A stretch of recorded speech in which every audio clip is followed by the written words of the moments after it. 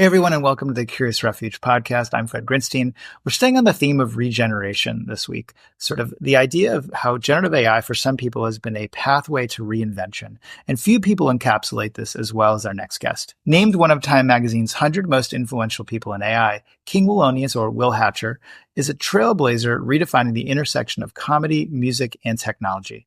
From creating the viral AI hit BBL Drizzy, which we're going to hear a lot about, to producing the critically acclaimed comedy album Unserious with Grammy Award winner Almas Keith, Willonious exemplifies the next-gen creator of this moment. And as a self-taught coder and digital innovator, he has regenerated his own career by mastering cutting-edge AI tools, blending sharp humor with groundbreaking artistry. Through his work, he amplifies underrepresented voices and empowers the next wave of creators, showing how AI can open doors to new possibilities and inspire cultural change. For him, it's not just about breaking into new spaces, it's about rebuilding them, proving that generative AI can be a catalyst for both personal and artistic reinvention. I'm super psyched to jump in, and I can't wait for you guys to meet him.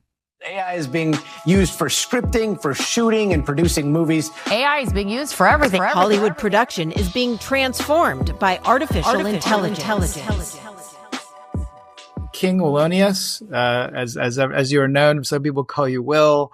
I know you as the guy that I met at the esports event in Las Vegas. Here you go, Curious Refuge's first live digital filmmaking competition, or however it's entered the history books. But I've just enjoyed getting to know you as a friend. But it's also been incredible to watch your star rise. Time Magazine, Wired Magazine. So many things have happened to you in this last year. We're theming these conversations right now about regeneration, of how has generative AI, good or bad? And again, I'm not trying to sugarcoat everything, but how is this changing things? Like, what is this before and after effect? But where are you right now, top of this year? And maybe that's even a starting point of what's happening with you. Yeah, well, it's funny you mentioned that the Curious Refuge event, because that was, I feel like, a very pivotal point in my life. One, it was because it was such a dope event to attend, but that day, that was the day I uploaded BBL Drizzy, and it was like, the day prior, rather. I mean, I was doing the Pika Labs Film Festival, and I took a break, and BBL Drizzy was trending because Rick Ross and Drake were beefing, and I uploaded a song and went back to editing, and then I just started noticing that the views are going up, and then I finished it, as we all do, the deadline at like 3 a.m. Hopped on the plane at 6 a.m. to then go to sleep, and I'm just noticing the views are going up. Fell asleep on the plane, my phone died, woke up in Vegas, and I just see, like, I don't know, I think it was like 1 million hits or something like that on this like particular track. And I didn't pay. I was like, oh, that's crazy. I got like a bunch of views, but I was like, I got to get to this. I think it was the NAB shows going on, and then like here, so I was thinking about that because I was like, I got to get ready for this prompt battle and this and that, and wasn't thinking anything about like this BBL Drizzy song that was going viral and potentially, or not potentially, it did kind of like change the trajectory of my life. But yeah, so that event that day, it's very special, to me, because it was just like, it was a day that my life took this different direction with AI. And the event was like amazing. It was an amazing event that you guys put on. Obviously, history will always remember that Jagger Waters was the Dragon Slayer and destroyed every man in her sight. But you and Min were both valiantly and bravely. I'd say I had a chance to jump in, and I just didn't even think to jump in. I wasn't courageous enough. I was gonna say, to our point, I wouldn't have went if it wasn't for Min. So shout out to Min, because like I was going back for. I was like, should I go? And then Min texted me, it's like, I'm going. Like, what the day you get here? And I'm like, oh shit. Like I'm booking my flight. All right, I'm going to selfishly insert myself because Min was on the fence about going.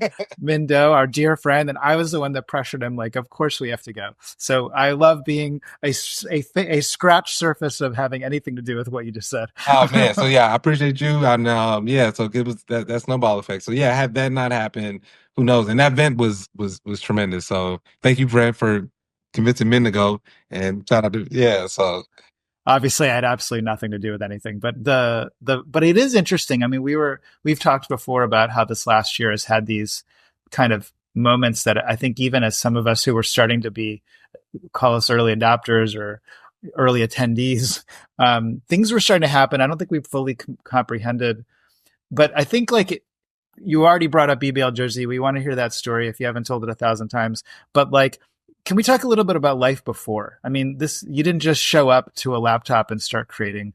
You've been hustling, grinding in the ways that a lot of us can relate to. Right. Yeah, man. So I mean, oh God, I feel like there's like three parts to my career. There was, when I first started out, I was like an early adopter to YouTube. So I was making videos on YouTube and going viral on YouTube. And then my YouTube channel got like flagged, and like then I went to this whole other space, moved to San Francisco, started making like viral songs. I had this really viral song called Got It at Ross. And but it felt like I really couldn't recapture like the magic that I had in my early days of YouTube. So I was like, I felt like I was still really creative. And my friend put it in perspective. He was like, that was your incubation period. Cause it was like, as much as I was like, this is the thing, and like this is gonna take me, because prior to that, like I had went viral on YouTube, had the song that went viral, and then after that, it was like a good span of maybe 5 to maybe 10 years where things just weren't hitting. And as much, so I was just trying as much as I can, like writing, making music, comedy music, doing stand up, and doing all these different things, trying to like break through. And during the pandemic hit, and I feel like that was like my second checkpoint. When the pandemic hit, I had to sit down. I thought, I was like, okay, well, now what do I do? Can't really do stand up because we're social distancing. Can't really make any short films or anything. So I was like, I'm just going to focus on writing. And that's all I did. I would just wrote a bunch of scripts, formed this like little group of screenwriters. We would meet every Saturday and Sunday, and we would write scripts. So they were like, they wanted to be TV writers. And I think in anything, like having a community helps elevate whatever you do, because you have people that inspire you, people that you can lean on and support you. And every week we would meet, and they were like, oh, I'm working on a pilot, I'm working on a feature film. So I was like, oh, I guess I'll write one too. So I started doing that. And then I started putting my scripts on Instagram. And just because I told myself, during the month of July 2020, I proposed to the group. I was like, let's do a 5-day, write 5 pages a day. And then I kind of took it to another level, and I was like, I'm gonna write a script a day. Like I'm gonna write a whole story. And I just started posting them on Instagram. And then people started liking them, and it gave me so much confidence in myself as a writer. And I was like, okay, I'm actually pretty good at this. And so fast forward Clubhouse, which is another like part. I linked that in there, but I started doing audio dramas on Clubhouse, and that gave me it gave me a lot of confidence as a writer. It gave me that sense of like that creative outlet that I was like making stuff, and it was contributing. I was like making these audio dramas and hiring people, like not hiring, but that they were like being part of my productions. So I was able to like form community in that. And then so that just allowed me to just continue to cultivate my skill and my confidence in myself as a creative. And then when Clubhouse kind of fizzled, I was kind of lost to figure out like, okay, what do I do? Like, Clubhouse community isn't there anymore. And then ChatGPT dropped, and that was like that moment where I was like, okay, I think I'm gonna like lean into this. And I left one thing out. I got into a TV writing fellowship in 2022, and super excited about that because I was like, okay, well now I'm really about to break into the TV space. And it ended around, I think, February of 2023. And we had meetings lined up with like agents and managers. I wrote this really dope script that executives from HBO were looking at. Like I was super excited. Then a writer strike happened. By this time, I'm like fully immersed in AI, like ChatGPT, Mid Journey, like we're doing it. And then and so I was just like, as a lot of people, I was very apprehensive as far as like promoting AI and saying like I'm fully in it because I didn't want to get blackballed by the WGA. And then Gen 1 dropped. I had access to that. And so now I was like, oh, I can like make like stories. And and then I just kind of like bet on myself because I was sitting there contemplating. I was like, oh, I don't want to get blackballed by WGA. And I was like, I told myself, I was like, well, let me count how many checks I've got from the WGA. And it was 0. So I was just like, you know what? I'm all in with AI. And then didn't look back, man. And then just started making, I told myself I was going to make a video every week. Like, cause at the time, I mean, still to that point, like a lot of the AI community is on Twitter, and I wanted to kind of break in. I would try to be in people's comments and X, Y, and Z. And like, I was like, I just felt like um, I wasn't in the community, you know? And so I was like, I'm gonna make an AI video every week. And I was like, if I'm doing that, I know that I'm staying on top of the tools.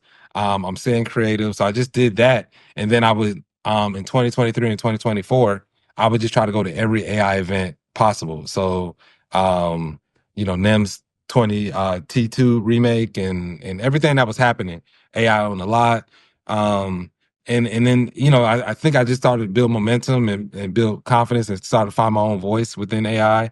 And that just kind of just changed everything, man. And now, with all the success I've had with like, BBL Drizzy and everything, it's really changed my perspective. Cause like before I wanted to be a part of Hollywood. Now it's like, nah, man, like with these tools, I feel so limitless, and I'm sure you do too. And a lot of people that probably mess around with these tools, it's just like, no, listen, we can create your own thing. And then obviously, like, we don't even know what the world's going to look like in the next year or so, with these tools. So now it's just empowering. I just feel the most creative that I've ever felt in my life, and I just feel like I can make anything. And then I wake up wanting to like create something, which before, prior to using these tools, you may be like, all right, well, maybe wait for inspiration to hit.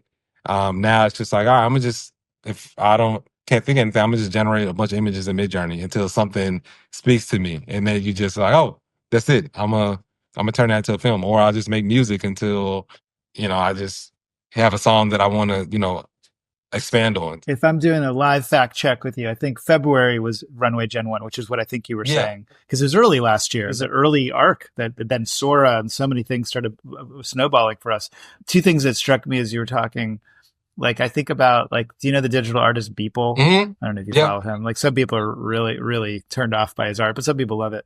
But his whole thing about everydays, right? His whole, whether you like him or not, his ethic of what's put him on the map, what had him sell like some absurdly priced NFT not too long ago, was that he was doing an art piece every single day. He's not stopped for many, many years. And there's something about how that, whether inspired by him or that's just in the culture of people now having ready access to creativity and also distribution. And that's kind of where we'd been even before generative AI, that we can make and share. But there's something about what you were just saying about now these tools emerged. You're making music, you're making Midjourney, you're entering that flow state. Some of us just get so hooked on that when you crack up in Midjourney, it just starts to connect this creativity. I think about how people used to just play guitar until they liked the song they made, or they got to write a poem and crumble it up and say goodbye. I feel like the technology has now allowed these mediums of video storytelling, audio creation to now move at the speed of our ideas. And I think there's something about that, especially when we think about its impact on those barriers to getting into telling stories to lots of people or impacting lots of people. That's the fun part, because you don't get to, I feel like you get to stay in that flow state, and like for me, if I go like 2 or 3 days without creating something, I start like itching. I'm like, I gotta do something, So, I always liken it to going to the gym. Once you go to the gym and you get into that habit, like you don't want to take 3 months off from the gym. You don't want to take a week off because you're like, this is part of my routine now. Being creative is part of my routine. Like I wake up, I go for a walk or something like that. I want to be inspired, but I know that this is the thing that I want to do. This is who I am, and I create every day because I'm a creator. So, same way if you were an athlete or any other industry or profession, like you do that thing every single day. You may take the weekend off, but then you get back to doing that thing. So like now we have these tools, where before, or traditional ways of making films or music, like, you might have to wait on putting a team together, and there's so many logistical things that might be a barrier to you just doing the creative thing. But now it's just like, all I need is my not even your laptop. You just need your phone, now. And just like I can make something. And it doesn't have to be for the world. It can just be for me. Like I can just make music that I just want to listen to and vibe to at home. Or if somebody's like, hey, I got this thing that I'm thinking of. Let me make you an amazing invitation for your birthday party that you're throwing. Like you can do that. So now you're like serving the world, and it's just fun, man. Like it's exciting, and I think we're going to see. I think it's going to be the greatest time in history for creatives. You know, there's yin and yang and everything in life, but I think the positive side is like this is such an empowering time where if you know for people that maybe didn't have the means or the resources to create before, now we have these tools. You know, and that's to me that's super dope. You know, you talk about your background as a comedian, which to me, I think it's the most courageous thing that a lot of us. I mean, there's actual courageous things like people fighting fires these days, but I think in terms of a lot of people's relationship with performance and creativity, like I am so shy. I still wonder if I'd ever have the courage to stand in front of people and try to tell a joke. But I think about the courage that all of you guys had to jump into like an esports competition and just try something new. Like again, these are playful courage. I'm not trying to undercut what's going on in the world these days, but I think it's interesting to think about how that is sort of that propelled you to just drop into this Drake Kendrick amazingness, which I think a lot of people were jumping in. But I even go, wow, I don't want. I would be nervous about the feedback in the comment section. That's just me. But you jumped in, and that really changed your life. And I think in a way that I think some people fully get and are fans of yours and are part of what has propelled you into the many places that you're doing such an amazing job leading in. How do you try to explain? I think to someone that wasn't aware of this, it could sound like an incredible skit of some comedy of some kind. Can you try to explain what BBL Drizzy is to somebody who doesn't understand? Well, it definitely, you know, to your point that BBL changed my life, you know, and to the point I think BBL changes a lot of people's lives, but you know, um I mean, BBL Drizzy, the term came about because Rick Ross alleged that Drake had fake abs and a fake nose. So he started calling him BBL Drizzy. But Rick Ross is like a master roaster. And for our friends in other countries that might not get all the acronyms, Brazilian butt lift. Yeah. So BBL and then Drizzy is Drake's nickname. So but I didn't think nothing of it, man. Like, you know, it's to go back to being in that flow state. I think that the more you stay in this, it's just you develop that creative muscle where it didn't take me anything to be like, okay, I'm working on this film festival, this 48-hour film festival. Let me take a break. The AI tools there. I didn't have to like build myself up and overthink like, oh, what am I going to do? I'm just like, oh, let me just make something because I was already in it. You know, for months, I've been making something every single week. But, you know, it was very satisfying to find out that it hit, but you never know, you know, when something's going to hit. I just needed a creative outlet. And I saw that this was a moment. I think I benefited from a lot of just that Drake and Kendrick beef being so polarizing, but also Drake, introducing AI. Like he was kind of the one that, you know, brought AI into that conversation. So he made that song where he imitated Tupac. And then if you go back a year prior, that first really big AI song that hit was them mimicking Drake in The Weeknd's voice. So it's like Drake and Will Smith have been like, Will Smith's like on the film side, Drake on the music side when it comes to AI.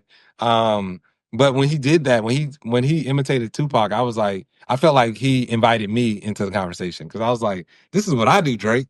Was it Udio or Suno? Which tool was it? Udio. I sometimes forget. Yeah, Udio, yeah. So you jumped on Udio, took this amazing meme that Rick Ross gifted the world, and found it to be even funnier because, as you've clarified, while there's some people that get into the weeds of whether AI music is copyrightable, if I've read correctly, well, the lyrics and the words and the jokes that you're a professional joke writer that you built into this amazing meme and song. So then that track gets picked up by other artists who then even invite communities of artists to then do what the internet does, which is whip up an insane tornado of whatever it is that Drake calls his daily life. But now he's got this coming at him. Right. So did I get the sequencing right? Yeah. I made a song on April 14th and then by May 5th, Metro Boomin took it and it went like mega viral.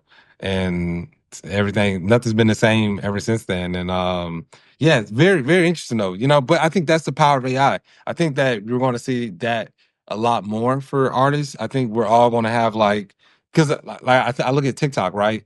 Even Twitter to that point. Literally on TikTok, literally every day somebody's going viral, probably multiple times a day. I think we're going to see more of that with AI. With as people dive into the music and the film and other genre aspects, you're going to see people just constantly going viral. With the things that they're creating and they're imagining. It's interesting. I mean, it's sort of like, I think every generation has their kind of like, some people had the Great American Novel, and some people wanted to make, sort of the Great American Movie or something. I think we're definitely it's been a while that we've been in this kind of YouTube social video era that anybody can go viral, like the sort of the viral video effect. And, and sometimes it's silly and it fizzles. And then often people build whole careers off of it. It's its own kind of modern folktale that I think drives. Look, there's tons of kids graduating from high school and college that say I want to grow up to be a YouTube influencer, which terrifies parents. And I think some people kind of get, well, it's another way of saying I want to grow up to be a business person, because some of the people they're emulating are actual entrepreneurs. I want to kind of try to connect the dots with that really powerful Wired magazine piece that you were featured in.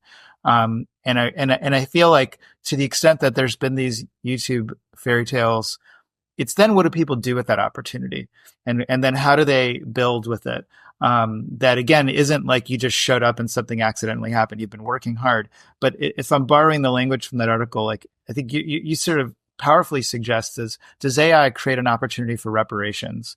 And I'd love to hear you elaborate or introduce that topic, because that's obviously a very powerful sentence, and I want to hear what you mean by it. Yeah, so I just feel like with AI, I think it levels the playing ground for a lot of individuals, and just a lot of as creatives, man. I remember just being on Clubhouse and having conversations with creatives, and we would just be so frustrated because we're super talented, but it just felt like we couldn't break through. And then I felt like, for sometimes the people that are in these positions that make decisions, they'll put barriers in front of you. So they'll be like, oh, well, that's a great idea, but I need a pitch deck, or I need whatever it is, and I'm just like, if whoever, the most talented artist that people look at, in this day and age, if Donald Glover or like somebody like that was in front of you and it was like, I have this great idea, I don't think you'd be like, oh yeah, that's great, Donald, but I just need that pitch deck. I can't, I know this is probably going to make us $100 million, but I can't do anything until I get it. So I feel like a lot of times, like that people would create certain barriers to just stop people because they didn't want to deal with them or whatever it was. But now, if somebody's like, hey, this I love your movie script. I need a treatment and I need a series Bible. You're like, okay, yeah, I'll get that to you next week. ChatGPT, you have it done in a day. So now that kind of just, it makes it easier so you can just really focus on the creatives now, and it gives you, you just use AI to kind of navigate your career. I mean, that's what I do. I talk to my AI like it's my manager. And I'm just like, okay, this is what I've done so far. This is what I'm planning on doing. Give me a roadmap on how to achieve this. So, when I say, AI is reparations, like that's what I mean in that sense. It's just like it allows me to operate on a whole new level that I wasn't doing before, So, because it's really, if you use these large language models the right way, it's like the best assistant, the best mentor, the best manager that you can probably buy, and there's so much you can do with it. We've talked to other people that get into the data analysis of how AI now unlocks production to anybody, meaning things that normally used to require big crews and access and expertise. When we talk about Midjourney, like suddenly you're able to make beautiful images. I mean, as if there aren't other tools too, but it's interesting how it's unlocking opportunities. But it really is like, well, then what do you do with it? I think like there's that, and I think you have your AI manager. Apparently, some people like having human managers to then navigate that good problem to have. Okay, like I've built momentum. What do I do next? I'd love that somehow BBL Drizzy continues to have After Effects. I mean, it obviously became a big source of interest in you and the way a lot of, like you've said, the phone's been ringing. But the Art Basel event, can you just tell us the genesis of how BBL became a musical, if I'm understanding it Yeah, correctly? so BBL Drizzy the musical. I mean, it started out from my foundation of Clubhouse. I used to just always make. I was doing like it's crazy because like my production flow, workflow has gotten faster. It used to on Clubhouse, I was like once a month I make a production. With AI, I started with AI film. It was like once a week I'd do something. Now I'm like once I'm making something every day, and probably like every 2 or 3 days I'm dropping something. But um when BBL Jersey hit, like a lot of people were like, "Oh, this guy, he's a producer and he's this and that." And I'm like, I'm actually like a writer, like more so than anything, like that's my foundation. I write comedy. I find mediums, whether it be comedy music or comedy films or whatever. But like that's the foundation of who I am. Is just like a writer. So I was like, let me write a a musical. Like I was gonna do, it was gonna be an audio drama, because that was like what I was comfortable doing. And shout out to Men again, man, because like I always give Ruins props, man, because when they did that on Clubhouse, they did Star Wars and him and Afan, and that just blew my mind in what was possible with audio. But so I was like, all right, I'm gonna make BBL Drizzy the musical. It was inspired by Dune, so because I'm obsessed with Dune. I've watched it 29 times already, Dune 2. And Dude, too. You, me, and Min might get into a spirited discussion. I know Min's sort of upset that I just brought that up, but I'll go ahead because he doesn't agree with me that it's a good film. Go oh my god, it's a ahead. masterpiece. It's like it's I don't want to watch any other movie. Like I'm obsessed with watching that movie. It's just it's such a beautiful film. Um, but so I was like, all right, I'm gonna make this audio drama, and I started to write it, and then this company Filmgate, that's based in Miami, they do this immersive film festival every year during our Basel, and they they offered me the planetarium, and I was like during our okay, all right. So I was like, all right, well, so we gotta work on this. So we just, started working on it, putting it together, getting actors. We use Unreal Engine to kind of do we did the mocap, use Unreal Engine to build out the environments and the scenes. And then it became like this whole immersive experience. So this year we'll be doing the full production during our Basel 2025.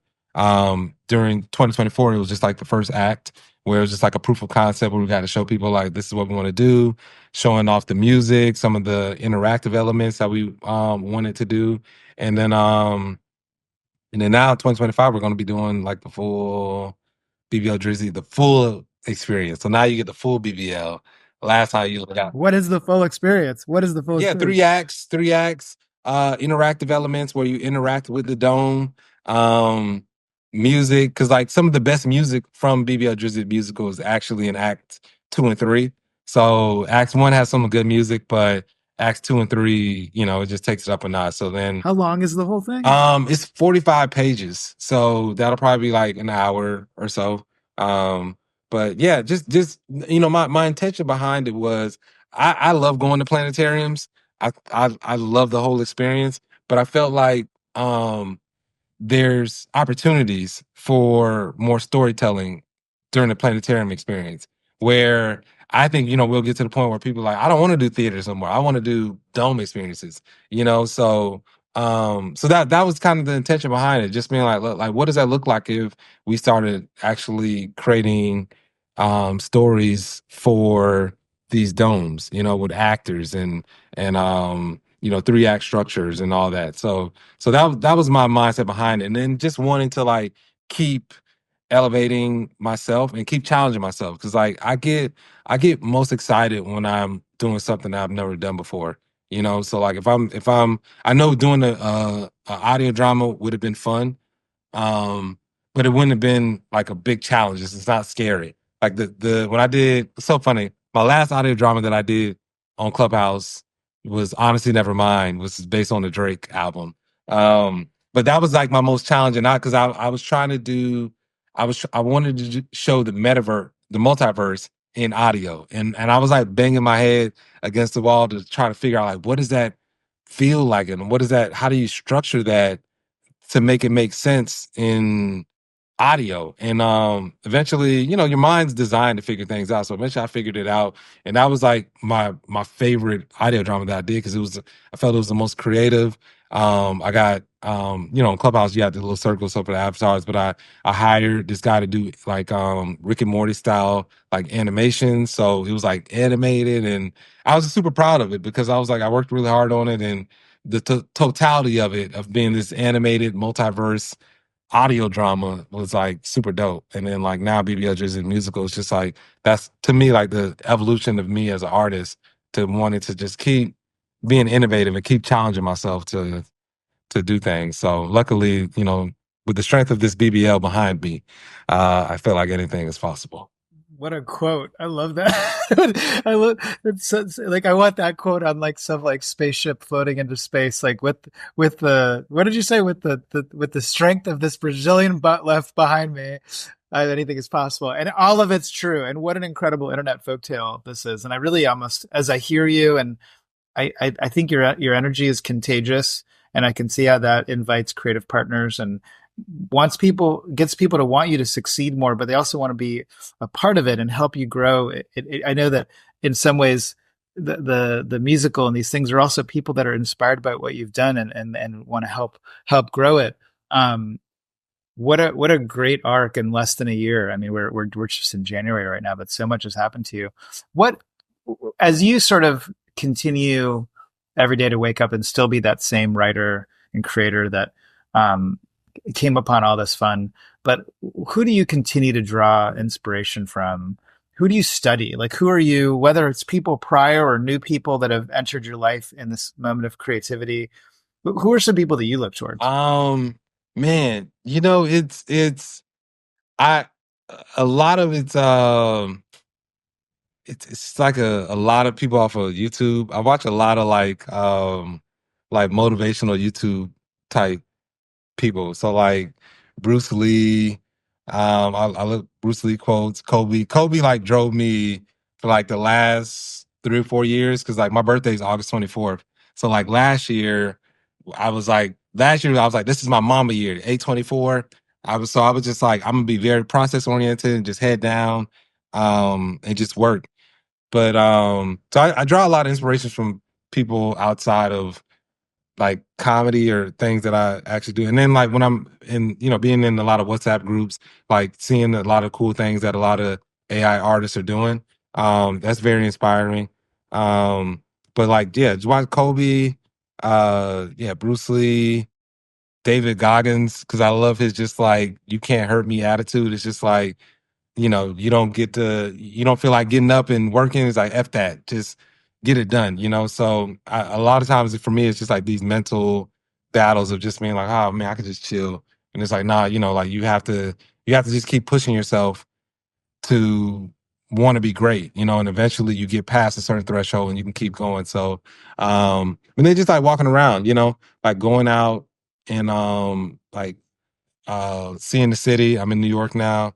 Burning Man was like a huge Burning Man. Probably, I don't think BBL Drizzy would happen had it not been for Burning Man. But I've been going for the last 2 years of Burning Man. Like that really just like opened my eyes, and just, you know, like this past Burning Man, I spent a lot of time in Deep Playa, which is like by the trash fence is what they call it. So just like stargazing. So I didn't even really party too much. I was just like out there by myself, having very like intimate conversations, because not a lot of people come out there. So like you just meet people and you have really good conversations and staring at the stars and like reflecting on the year. But I felt it gave me like just a lot of peace. But I do that anyway. Like I love stargazing. And when I was in South Florida, every full moon I go to the beach and I just sit outside and just like watch the stars. And so, you know, my spiritual practices I think help inspire me a lot. So just like I try to find moments of just being still and being silent so I can just take things in and assess where I'm at, and then make sure what I'm doing is very purposeful. You know, because that's always like the foundation for me, is like, okay, like, you know, you can do, especially with these tools now, you can do anything. You know, you can make any type of content, but I want it to kind of have a message, have some type of meaning behind it, and then be something that I can be proud of. Because, you know, I'm definitely more mindful now, because like I have like my niece and nephew, they go on my on my YouTube and listen to music. They like the music, so now I'm just like, oh gosh, I got to be mindful of like the language, just because like you want to make sure you don't want to be a negative influence in the world, especially with everything that's happening right now. So I think that if you can be some sort of light to people that are just maybe going through things or dealing with a lot, I think that I feel like I'm serving my purpose. So I always just, I try to pray to God and just ask, like, just, use me in the right way, allow me to, just impact the world in a positive way.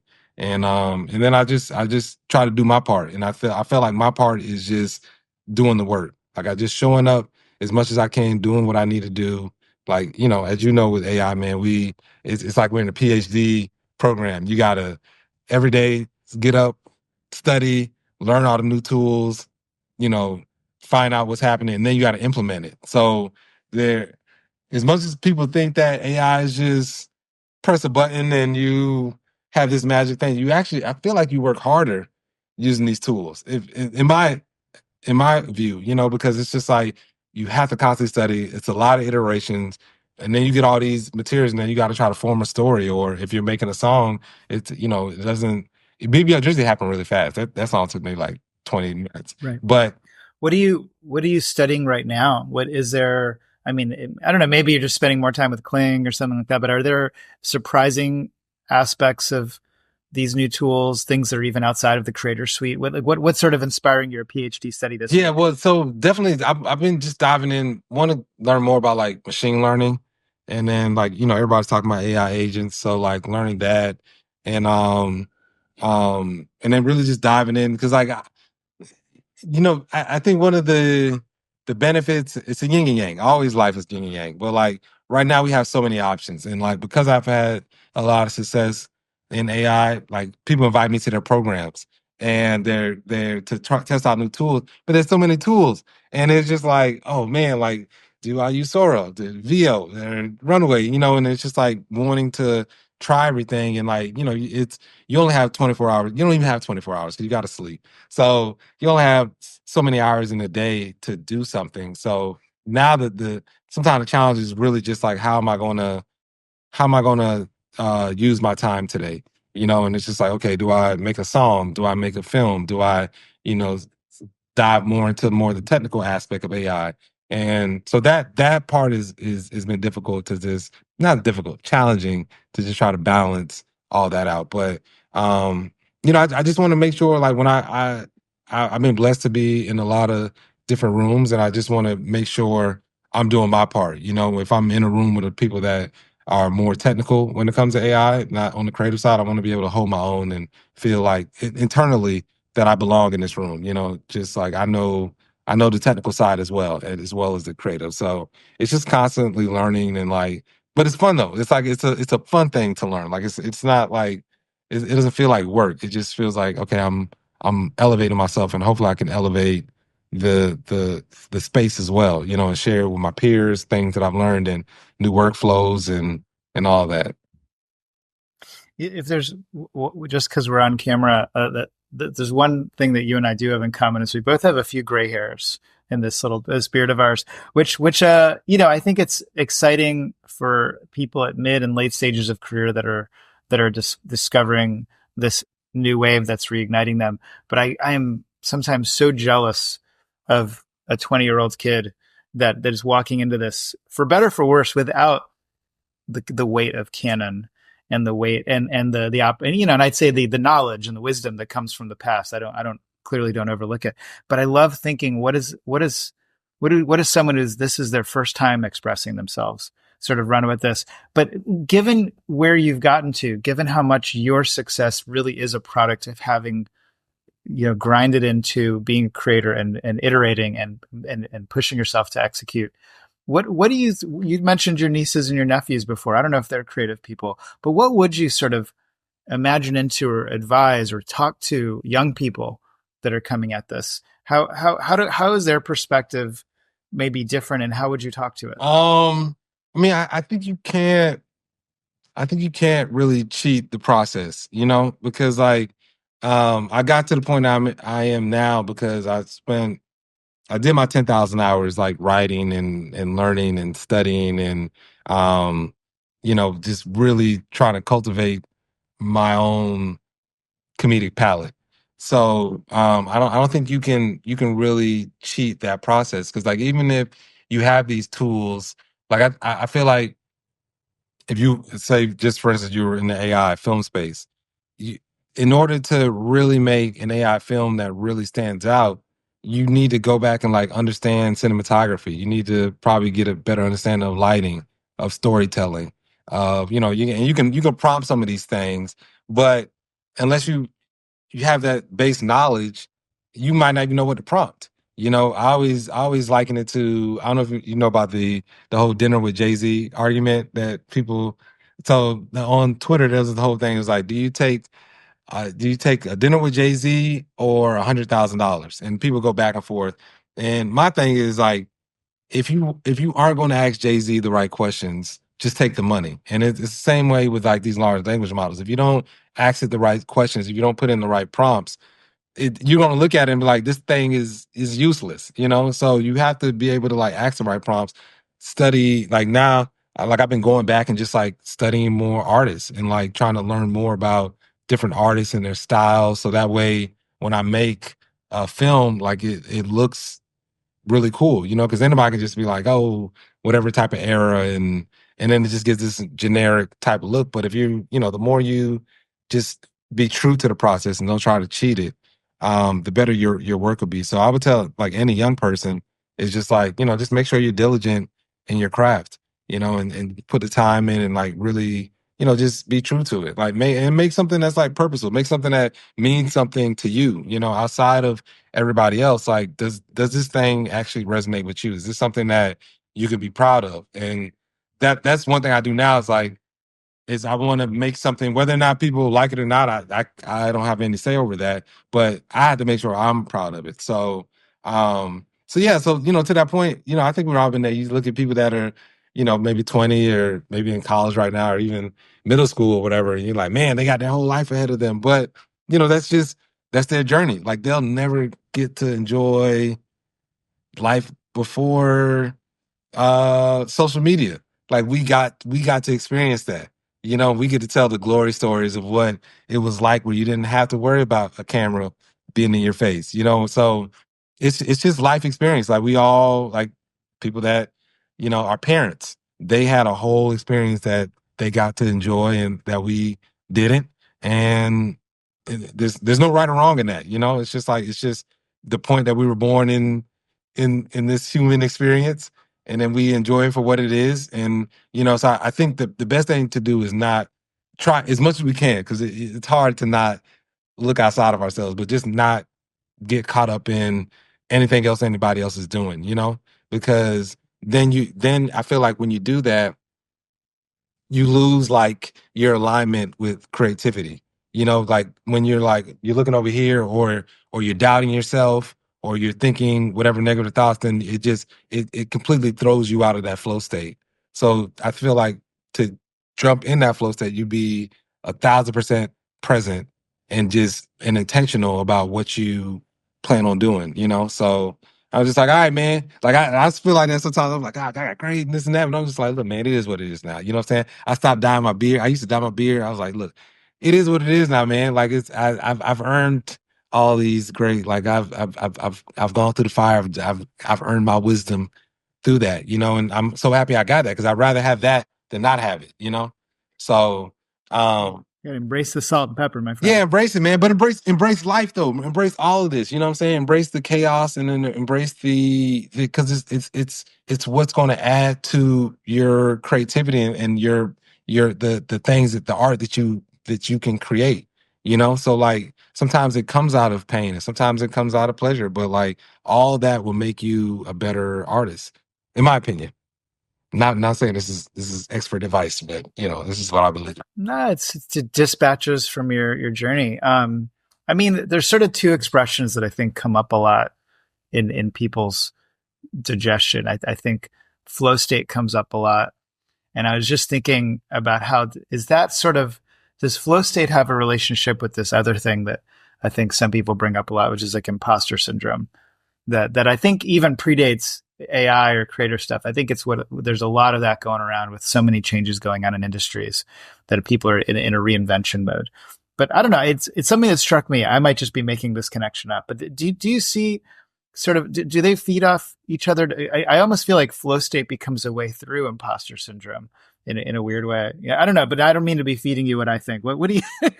This is for me, man. Like the only way I felt like I got over my imposter syndrome or just like feeling like I don't belong in the space is just like through hard work, you know? So I just feel like if I know I worked hard that week when I was going to like different events and I was speaking, I'm just like, I did everything I could this week. So you know what? If I suck, I'm cool with that because I know that I put in the work. So I felt like for me, as long as I know, anytime that whether I was doing stand up or like anything, if I didn't go out that week and do my sets and go up, then I would feel that I was like, oh man, I might have a bad set. But I knew I was like, yo, I tried this week. I went up as much as I could. Like then I'm okay with whatever result that comes out. That's how I feel like in this AI space. I'm just like initially I was in a lot of spaces with like more technical people, but I was doing more creative stuff and I was working really hard. So then they would come to me and they'd be like, oh man, you understand da da da. And I'm like, yeah, I mean, that's cool. I mean, but you guys understand that. But they looked at me as like this expert or this, but it was just because of the sheer hard work. But I feel like the flow state, the more you work, the easier it is to actually get into that flow state and stay there longer. And but being in flow is very interesting because like once you acknowledge that you're in the flow, you snap out of it. So it's almost like a thing where you just have to just start working, and then it happens. So like I liken this a lot of times when I used to write a lot. Um, People would ask me about writer's block, and I was like, writer's block doesn't exist, so and that's what I would tell myself. I was like, the mere fact of acknowledging it, you give it power. So I don't talk about writer's block. It doesn't exist to me. Like if I feel like I don't have an idea, I just start writing things. I was just like, the cat went down the street, the cat uh ate a super powered cat food that gave it powers, and now it became a superhero, and now the cat can talk, and now the cat became the president, and the cat ended up meeting Superman, and then they traveled like, and so that's how you get out of, you just do, I think we go from being human beings to human doings, like that to me is the solution. Like that's how you get into a flow state. That's how you um negate imposter syndrome. Like you know your self-worth, and that comes from being like, I'm doing the thing that I love to do and I do it every day, and I'm doing it for me. And if people don't like that, if people feel like I'm less than whatever, then I'm okay with that because I'm doing all I can. I think that's a really inspiring sort of narrative, that it is as simple as just doing the work. And I think once you're doing your work, you find that answer to who or what is an imposter. It's like, I'm doing me, and like and whether it turns into an Oscar or an Emmy or a Grammy, it turned into the thing that you were stuck on the other side of writer's block not doing. And um, what sometimes people talk about like if they'd tell their younger selves, if they had advice for their younger selves. But I do just think there's this amazing hyper speed of just the last year. Is there anything that you would tell yourself 12 months ago right now, just 12 months ago, or vice versa? Is there anything that 12 months ago person would say to this person to remind them anything? Yeah, I will probably just say trust the process, keep going, and then just stay consistent, and just show up. Like to me, I feel like I don't know the exact percentage, but I say 90%. But I think like 90% of life is just like of success is just showing up. If you just show up and show up consistently, and that goes to everything. Like people ask me like, how do you network? And I'm like, just show up to the event, say hi to one person, and do that, and then just do that, and then you show up next week and say hi to another person, and then if you say hi to the same person 3 weeks in a row, now you guys have some type of, eventually you're gonna have a conversation. So that act of just showing up and being consistent, because that's really, when I think about last year and all the things that happened, it was just like I was just like, I'm gonna go to every Curious Refuge had an event. I was like, I'm there. Terminator 2, I'm there. Like every event, like I just tried to be there. MIT was doing AI filmmaking. Like I met great people doing that. And then I just showed up and made content every week. And so just showing up is it just helps you get out of your head, because then you're like, oh man, well, this hasn't happened, that, and you're like, F that, just show up. So that's what I was telling my younger self. I'm like, man, don't you got this. Chill out. Like things are gonna happen when they need to happen. I tell that to everybody. I just feel like in life, man, and I'm a glass half full type of dude. So my optimism, but I just think that we all have talents and gifts. I think that if you have certain things on your heart, they're there for a reason. So that means that they need to express themselves somehow. Now they may not happen in a week. It might not happen in a year. It may take, because you have to like raise your vibration to this level that you want to be at. So that comes from sometimes just sheer hard work. Sometimes you have to just put yourself in spaces of like-minded people. But if you have this dream or this goal, you can attain it. I wholeheartedly believe that. But you can't doubt yourself. Like the worst thing that anybody could do is doubt themselves and allow their mind to start forming a negative opinion of themselves, where you looking in the mirror and you start doubting yourself and you're thinking that you can't do the things that you think you can do. So if that's the case, a lot of times it's literally just getting in a new circle, getting like you're in a bunch of WhatsApp groups. Being in those WhatsApp groups makes me, every day I'm thinking about AI. I get a ping. AI is on my mind every day. Had I not been in there, I probably still would have been in. But now this is my new circle. Like where I'm in AI, whether I respond every day or not, AI is on my mind constantly. So that's why I would tell my younger self, just like keep going, show up, show out, and then just surround yourself with the right people. Surround yourself with supportive people that want the best for you. Like you tell them some good news, they get just as excited as you are. I think that's a good recipe for success. That's beautiful, man. I mean, honestly, I think the actual work is everything, but the way you do it, the way you inspire people around you, and the way you bring people with you is probably a even bigger part of your success. So I feel energized talking to you because a lot of the things you said resonated with me. I think the just show up comment is a big part of it. That I think doubt sometimes is mitigated by just showing up. If you're in doubt, like just show up, like just do whatever's in front of you that brings you back into the mix. And that's really good, simple advice for a lot of people that are trying new things and sometimes trying hard new things. I mean, I think we could go on forever because I just want to hear everything you're doing. But is there anything I haven't asked you that you're like, why didn't you bring this up? This is the most obvious Nah, thing that man, everybody's no, asking. man, Frey, you're so easy to talk to, man. Like nah, man. I think that's pretty much. I don't know. Like I just go with the flow, man. I could talk for hours, so it's but uh, yeah, I love talking about AI, but I also just love talking to people because I just think we just as human, we have so much potential that we don't tap into, and a lot of times it's the media, and I don't put the blame on people, but it's a lot of things are set up to make us feel less than, and we just have to like get out of that mindset, and I think the easiest way is to just work hard, but I mean that's super vague because it's like you can be working hard and not making any progress,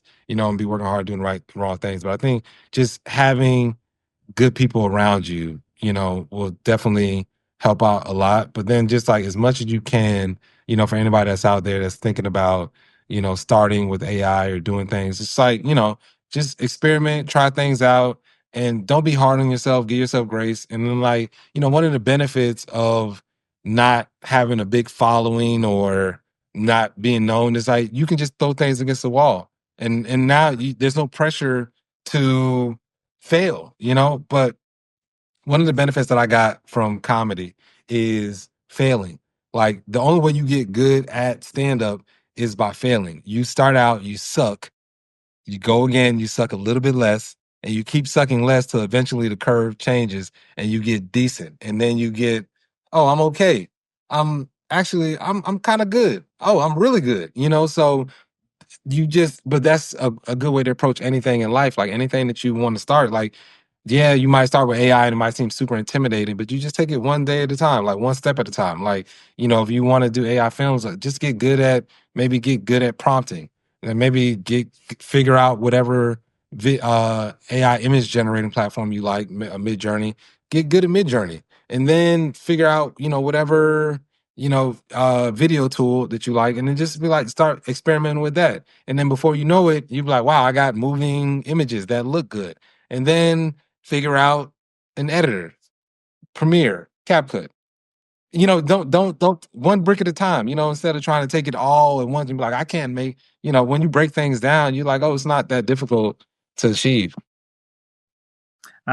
We'll end on this, but I have a 8-year-old who has historically had perfectionism kind of things that kind of that make things hard for her.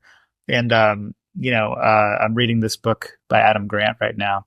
It was the best, just reminding us all what we're all capable of.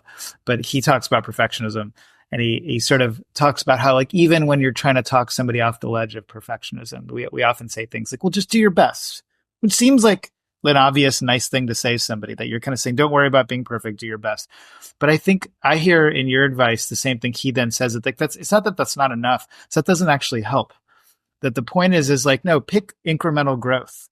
Pick a thing that, okay, if you're unhappy with something, well, what's the thing you can do a little bit more of? What's that thing? What's that thing that you can now actually go work hard and get that little piece done? And I think for all of us that are looking at these, whether big challenges and pivots or taking on a really ambitious film or creative project, to sort of, minimally break it down into smaller pieces, but don't worry about doing your best. Worry about that next thing that you can achieve.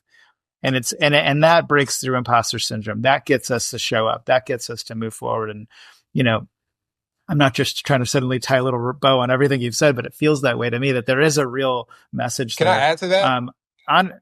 Please. Because another point I would make is like that helped me out this year. Well, previous years doing audio dramas as well, but done is better than perfect. Absolutely. Like having something done, because like I felt like a lot of creatives, we sit on projects because we're like, this isn't perfect. It isn't. And like, certain projects you can't sit on for, especially with AI, you can't sit on it for 5-6 months because the tech is, you know what I'm saying? So just being like, but it's really cool.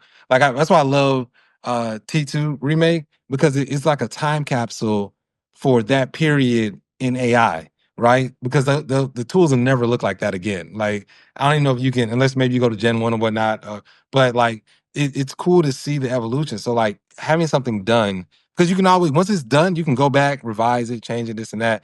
But if you don't never finish it, then you're just sitting there and you're like, oh my gosh. It's like the same thing when I write scripts. You just it's the rush to get that first draft done. Once the first draft is done, then you rewrite second draft, third draft, whatever.